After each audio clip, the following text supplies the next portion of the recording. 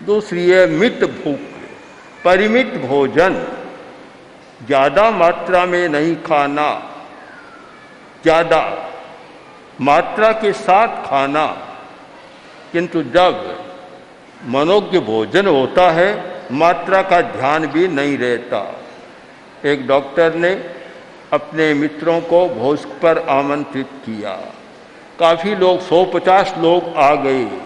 भोज का समय हुआ और अब खाने की तैयारी, सारा परोस दिया गया, खाने की तैयारी।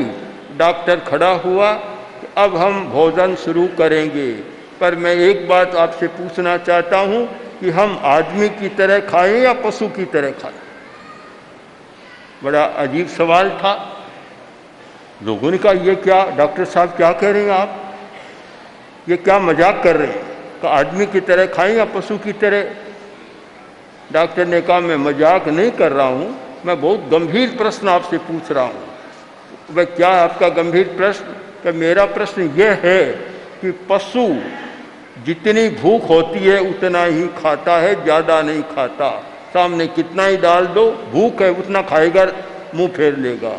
आदमी ऐसा है कि बढ़िया आए तो डबल ट्रबल खा जाता है, उसका पता ही नहीं लगता। तो बोलो हम आदमी की तरह भोजन करें या पशु की तरह भोजन करें? मित भोजन, मात्रा के साथ। अब मात्रा का विवेक तो बड़ा कठिन है। ऐसे सब लोग नहीं जानते मात्रा कितनी होनी चाहिए। यहाँ प्राचीन काल से मात्रा पर बहुत विचार किया गया और आयुर्वेद के आचार्यों ने इस पर बहुत ध्यान दिया और उन्होंने कहा कि भूख के 4 भाग कर लो।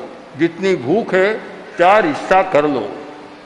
2 भाग तो खाओ, 1 भाग पानी के लिए छोड़ दो और 1 भाग वायु बनेगी उसके लिए छोड़ दो। वह तो संतुलित भोजन। आजकल संतुलित भोजन की तालिकाएं तो पाठ्यक्रम में बहुत छपती है। बैलेंस्ड डाइट, संतुलित भोजन सारा आता है, पर उसमें यह मिलेगा कि यह इतना विटामिन्स होना चाहिए, खनिज होना चाहिए, लवण होना चाहिए, प्रोटीन होना चाहिए, ये तो सारा मिल जाएगा, पर मात्रा कितनी होनी चाहिए ये बड़ा कठिन है। मात्रा का विवेक बहुत मुश्किल से रहता है, बहुत ज़्यादा खाया जाता है। और मेरा तो निश्चित मत है अगर एक परिमित भोजन की बात समझ में आ जाए तो शायद हॉस्पिटलों और डॉक्टरों के लिए समस्या बन सकती।